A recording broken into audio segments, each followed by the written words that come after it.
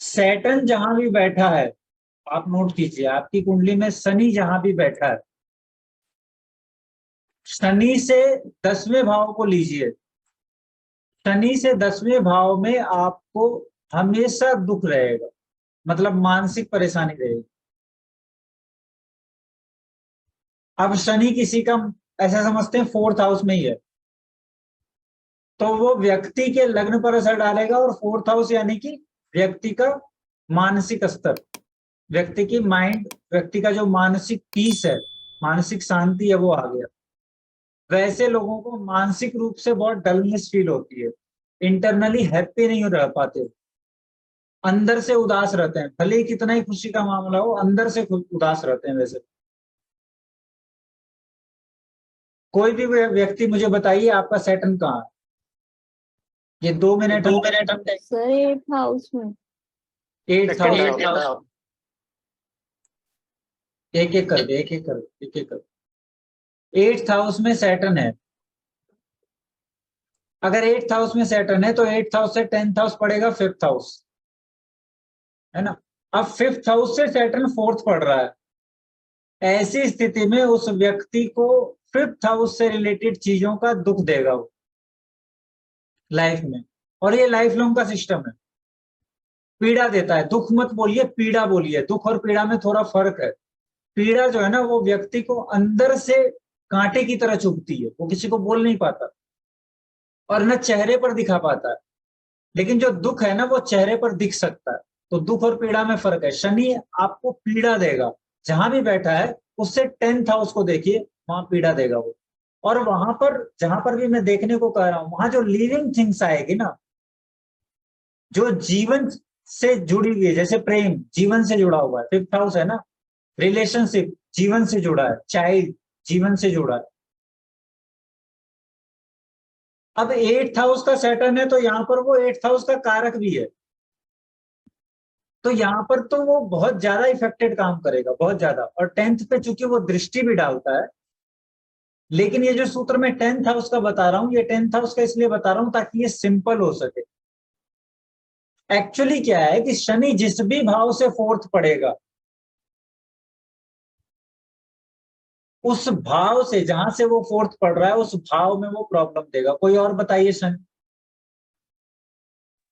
7th में sir, Saturn Saturn इनका 7th में है, तो सैटर्न 4th हाउस से 4th पड़ रहा है। 7th हाउस 4th हाउस से 4th पड़ता है। तो या तो इनकी मदर को प्रॉब्लम करेगा, मदर को प्रॉब्लम करेगा, या फिर इनका जो 4th हाउस है ना, 4th हाउस यानी कि मानसिक शांति, उसमें पीड़ा देगा 7th हाउस। अब ये पीड़ा कहां से आएगी, ये डिपेंड करता है वहां मौजूद राशि या फिर उसके लॉर्ड की प्लेसमेंट के थ्रू। गोपाल कृष्ण जी काम कर रहा है? हाँ सर, सही है। और ये दुख नहीं है, ध्यान रखना है कि ये दुख नहीं है, ये पीड़ा है जो अंदर से बस कचोटती है, कुछ कर नहीं सकती। सही है। बस वो कचोटती रहेगी, चुभती रहेगी चीजें। और कोई टेस्ट कर लीजिए, 3-4 चार्ट पर टेस्ट कर लीजिए, किसी और का सेट। जी सर। सर लगन में अगर रेट्रो है, हाँ, तो सर तब भी वो 10th को ही इफेक्ट करेगा। लगन में अगर वो रेट्रोग्रेड है, अगर लगन में रेट्रोग्रेड है शनि, तो भी वो 10th को ही इफेक्ट करेगा। अब वो 10th हाउस से 4th पड़ेगा। 10th हाउस में लिविंग थिंग्स क्या आती है? 10th हाउस में लिविंग थिंग्स जो आती है, मोटे मोटे तौर पर हम देख सकते हैं, मदर इन लॉ। हाँ जी, बिल्कुल। तो मदर इन लॉ को पीड़ा दे सकता है। दूसरा, व्यक्ति को पीड़ा हो सकती है प्रोफेशन में किसी लिविंग थिंग्स को लेकर। सर मदर इन लॉ को पीड़ा या मदर इन लॉ से भी पीड़ा एक्सपेक्ट कर सकते हैं? मदर इन लॉ से पीड़ा नहीं आप एक्सपेक्ट कर सकते, क्योंकि वहां पर क्या है, मदर इन लॉ से पीड़ा के लिए अलग सूत्र काम करेंगे, वो कॉम्बिनेशन हो सकता है चार्ट में। लेकिन चूंकि हम 10th हाउस को सेंटर बना रहे हैं, तो वहां मदर इन लॉ को आंतरिक पीड़ा होगी कुछ ना कुछ, चाहे व्यक्ति को पता हो या ना हो। अच्छा, फादर की फैमिली में कोई व्यक्ति हो सकता है, या फादर भी हो सकता है, 10th हाउस में फादर भी आ जाता है, उनकी भी एनर्जी आ जाती है। तो चूंकि अब अगर इस तरीके से देखा जाए तो वहां पर फादर को भी पीड़ा हो सकती है, आंतरिक पीड़ा। अब किस बात की पीड़ा है वो तो डिपेंड करेगा राशि और वहां बनने वाले कॉम्बिनेशन के थ्रू। वो आप लोग चेक कीजिए, आपको पता चलेगा। किसी के 5th हाउस में है सैटर्न? हाँ जी है। मेरे है सर, मेरे है सर। ठीक है, तो 5th हाउस का सैटर्न किस बात की पीड़ा देगा आप बताइए। 5th से 10th हाउस सेकंड हाउस पड़ता है, आप में से कोई अब बताइए इसको डिकोड करके। सर फैमिली से या resources, wealth resources. Family sir आप में से कोई म्यूट पे नहीं है, मेरी आवाज डबल हो जा रही है, इको हो रही है। फैमिली की पीड़ा देगा या फैमिली में पीड़ा देगा, आपके कारण फैमिली वालों को पीड़ा हो जाए, ऐसा भी हो सकता है।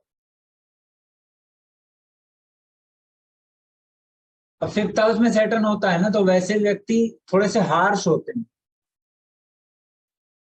एक्चुअली हार्श नहीं होते, लेकिन उनकी जो एक्टिविटी है ना वो हार्श हो जाती है, तो लगता है कि रूड है, क्रूएल है। इसके कारण हो सकता है फैमिली को प्रॉब्लम हो। सर मैं आपको एक्सप्लेन करता हूँ। बड़ा करेक्ट एग्जांपल है। 5th हाउस में सैटर्न है, मेष लग्न कुंडली है, 5th हाउस में सैटर्न है। वो ऐसा जातक मैंने देखा है, उनको देखा कि वो अपना जो प्यार है वो जताना नहीं जानते। अंदर प्यार बहुत भरा पड़ा है, बट वो उसको कैसे एक्सप्रेस करेंगे उनको आता नहीं है, चाहे वो सोशल सर्कल में हो चाहे पर्सनल लाइफ में हो। ये एकदम सैटर्न वालों, जो 5th हाउस सैटर्न वालों को एकदम नहीं आता। और क्योंकि ये मैं मेष लग्न की कुंडली बता रहा हूँ, तो ये ज्यादा प्रगाढ़ रूप से जो आप बताते हो, जो बहुत इन फुल फोर्स में आता है, वो दिखता है। एंड जो सेकंड हाउस में आपने एक अभी स्टेटमेंट दिया कि जातक के कारण, मतलब उनके फैमिली में पीड़ा होगी, जातक के कारण कि फैमिली में के कारण उनके लाइफ में पीड़ा होगी। यहाँ पर 5th हाउस में दोनों ही काम करेगा। कि कारण क्या है, जातक, यहाँ पर जातक का फ्लेवर बन गया। जातक का फ्लेवर क्या बन गया कि वो थोड़ा क्रूवल दिखाई देता है, तो उसके एक्टिविटी के कारण फैमिली वालों को पीड़ा होती है। और एट द सेम टाइम जब, चूंकि वो अंदर से क्रूएल नहीं है, तो नहीं। जब वो पीड़ा होती है ना, तो बाद में उस व्यक्ति को भी पीड़ा फील होने लगती है। ये रिवर्स इफेक्ट दिखाई देता है इस स्थिति में। तो ये है जो अब थोड़ा सा और एक एनहांस करता हूँ, क्योंकि शायद ये हो सकता है कि सेकंड वाणी का भी हाउस है। मैं हाँ, तो बात वो उसको इफेक्ट कर रहा है, क्योंकि वो अपने आप को एक्सप्रेस नहीं कर पा रहा, तो खुद में भी फ्रस्ट्रेट हो रहा है अपने, और वो अपने फैमिली को भी अपना जो प्यार नहीं दे पा रहा है, तो उससे भी वो उसको इंटर्न फ्रिक्शन हो रहा है। राइट सर, ये होता है, ये है। ठीक है। 12th हाउस सैटर्न होगा, तो 12th हाउस से 10th house 9th house. 9th house में फादर हैं, बॉस हैं।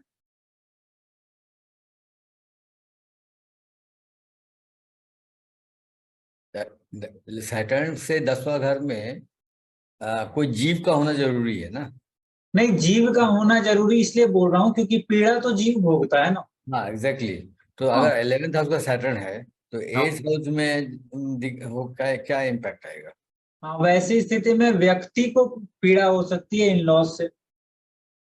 अच्छा, क्योंकि उल्टा इफेक्ट आएगा। वैसी स्थिति में क्या हो रहा है ना, वो सैटर्न लग्न को भी देख रहा है, हम्म।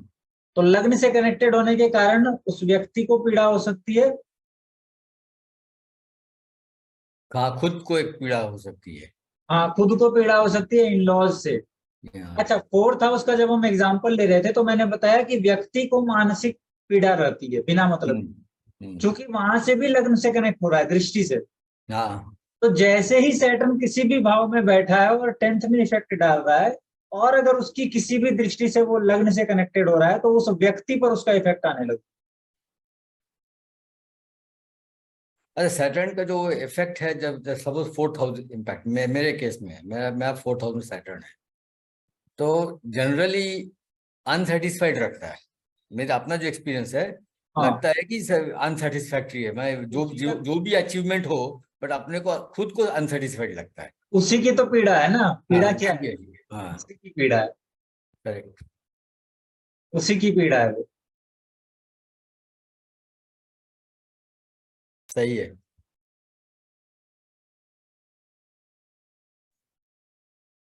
मैं एक एक करके अनम्यूट करता हूँ, फिर आप लोग पूछ लीजिए। जी सर। सर हमने कहा कि सास को पीड़ा देगा, सर जातक चाहता है या नहीं चाहता, किस तरह की पीड़ा, मतलब खुश Actually- रहेगी? हाँ, वो एक्चुअली जो पीड़ा होती है ना, अनसेटिस्फेक्शन से रिलेटेड ही पीड़ा होती है, क्योंकि वो व्यक्ति उसको दिखा नहीं पाता। वो ऐसी पीड़ा होती है जो व्यक्ति के अंदर ही होती है। जैसे होता है ना घुट घुट कर जीना, कारण समझ में नहीं आता लेकिन फिर भी पीड़ा है। तो सर ये जातक फील करेगा कि वो उस भाव से रिलेटेड पर्सन फील करेगा? उस भाव से रिलेटेड पर्सन फील करेगा, क्योंकि हम उस भाव को देख रहे हैं ना, तो उस भाव से रिलेटेड पर्सन फील करेगा उसको। अब 10th हाउस का सैटर्न है, 10th हाउस का सैटर्न पत्नी पर जाकर असर डाले 7th हाउस। तो 10th का किसी का सैटर्न है, उसको देख लीजिए स्पाउस पे असर मिलता है कि नहीं। उसको स्पाउस मिलती है सैडिस्ट टाइप की, चेक कीजिए आप।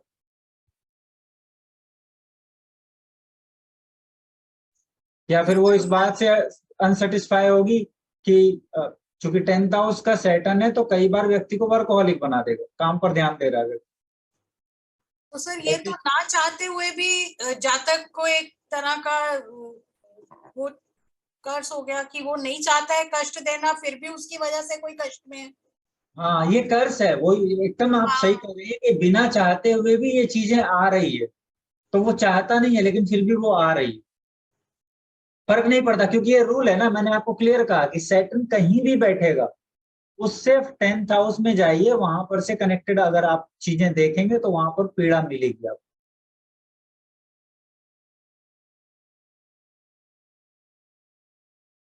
ये रूल है। सर इसका परिहार भी होता होगा कुछ? नहीं, इसका परिहार नहीं है। इसका परिहार क्या हो सकता है? वो व्यक्ति का आंतरिक जीवन है, वो आंतरिक जीवन है। उसका परिहार ऊपर से कुछ नहीं हो सकता। वो तभी हो सकता है, क्योंकि देखिए होता क्या है, 4th की जब हम बात कर रहे हैं, मैंने आपको पहले ही बोला कि मैं समझा 10th रहा हूं, लेकिन मैं बात 4th की कर रहा हूं। और 4th नंबर का संबंध कुंडली में कहीं भी, कुंडली में चंद्रमा से है। ये आपके चंद्रमा को इफेक्टेड कर रहा है। अब जब चंद्रमा को इफेक्टेड कर रहा है, तो उसको बैलेंस करने का सिर्फ और सिर्फ एक रास्ता है कि जहां पर अनसेटिस्फैक्ट्री चीजें आ रही है, आप उसको सेटिस्फैक्ट्री चीजों में चेंज कर दें। और ये कब होगा? मन है वो, मन को आप संतुष्ट कर नहीं सकते एक्चुअली। उसको समझा सकते हैं कि संतुष्टि जैसा कुछ है नहीं। अब जैसे आलोक जी है, वो बता रहे हैं ना 4th में सैटर्न है लेकिन पीड़ा है, अनसेटिस्फैक्ट्री सिचुएशन है, सब कुछ है लेकिन फिर भी सेटिस्फाई नहीं है मन। वो आंतरिक पीड़ा, सैटर्न का पूरा गुण ये है कि व्यक्ति को दुखों की तरफ ले जाता है, ताकि व्यक्ति इस संसार से अलग होकर ऊपर उठने की सोचे। अगर शनि नहीं होता ना इस दुनिया में, तो कोई भी वैराग्य के बारे में नहीं सोच सकता था, कोई भी सन्यास के बारे में नहीं सोच सकता था। और मोक्ष की तरफ जाने की पहली सीढ़ी इसी पीड़ा से शुरू होती। इसीलिए शनि यहाँ पर बैठ करके ये काम कर रहा है। तो इसका कोई परिहार नहीं है कि आप इसको रोक दें और वापस पीछे चले आए। इससे तो पार ही जाया जा सकता है।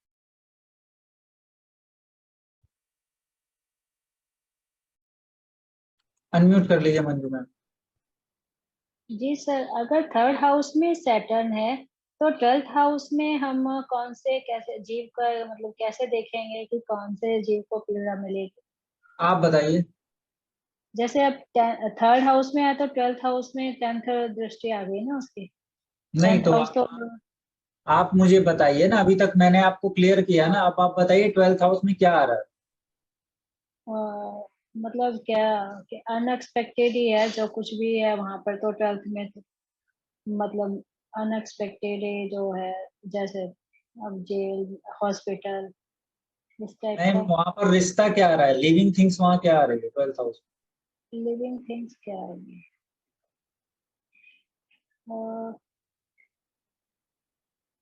पता नहीं सर, आप बताइए। आपके मैटरनल अंकल की वाइफ है 12th हाउस में। अच्छा, मैटरनल। आपके जो आपकी जो मदर है, उनके फादर है 12th हाउस में। यस। अच्छा, तो 6th मंथ हो गया वो, तो इसलिए वो मैटरनल अंकल की वाइफ। तो और आप रिश्ते देख लीजिए ना, आपकी जो वाइफ है उसके रिलेटिव्स आ जाएंगे। अच्छा कि वाइफ के मैटरनल अंकल भी तो आते हैं ना 12th हाउस में। इसीलिए मैं कहता हूँ बेसिक्स को स्ट्रॉन्ग कीजिए, जरूरत है हमें। जी ठीक है, ठीक है, जी ठीक है, thank you. Pramod ji. Hello sir. So ये this is only related to living thing. मतलब for example, if I take second house Saturn, then 11th house is also gains. तो gains unsatisfaction नहीं आएगा, right? Only friends से through आ सकता है या uncle के थ्रू आ सकता है, ये बड़े भाई बोल सकते हैं, उनके अब थ्रू देखिए, अनसेटिस्फाइड। नहीं अब यहाँ पर थोड़ा सा समझने वाली बात है। आपने इस चीज को इस जगह पर ले जाकर खड़ा किया जहां पर एक बाउंड्री है ना, तो वो लिविंग बचा नॉन लिविंग बचा। आप कह रहे हैं गेन, और आप ये कह रहे हैं कि गेन लिविंग थिंग्स नहीं है। मैं ये पूछता हूँ कि गेन किसके लिए? लिविंग थिंग्स के लिए तो है, आपका गेन है ना। Exactly yes. तो वो आपके गेन को लेकर आपको असंतुष्ट रखेगा, वहां पीड़ा देगा वो। Okay. वहां पर आप चाचा को लीजिए वो ठीक है, लेकिन ये आप पर, व्यक्ति पर, नेटिव पर भी क्रिएट हो जाएगी ये सारी चीज। क्योंकि आप तो कह रहे हैं गेन, आप तो कह रहे हैं कि मेरी आय है और उसमें कोई लिविंग थिंग्स नहीं है, लेकिन वो क्या है? वो आपसे जुड़ी है ना, आपकी ही तो आय है। 11th हाउस में पर्टिकुलरली अगर कोई नॉन लिविंग थिंग्स होगी तो हम मानेंगे। जैसे 6th हाउस, 6th हाउस दुश्मन है, ठीक है। अब जरा सा सोचिए, 9th हाउस का सैटर्न 6th हाउस उससे 10 पड़ेगा। Yes. 9th हाउस, तो 9th हाउस के सैटर्न वाले लोगों के जो दुश्मन होंगे या मैटरनल अंकल होंगे, उनको आंतरिक पीड़ा या आंतरिक असंतुष्टि होगी।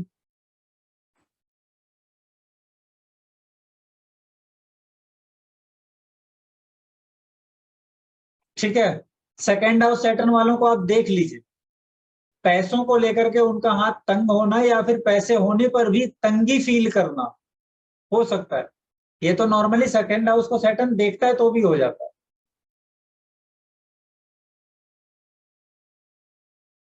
ठीक है, टेक्निक क्लियर हो गई सबको?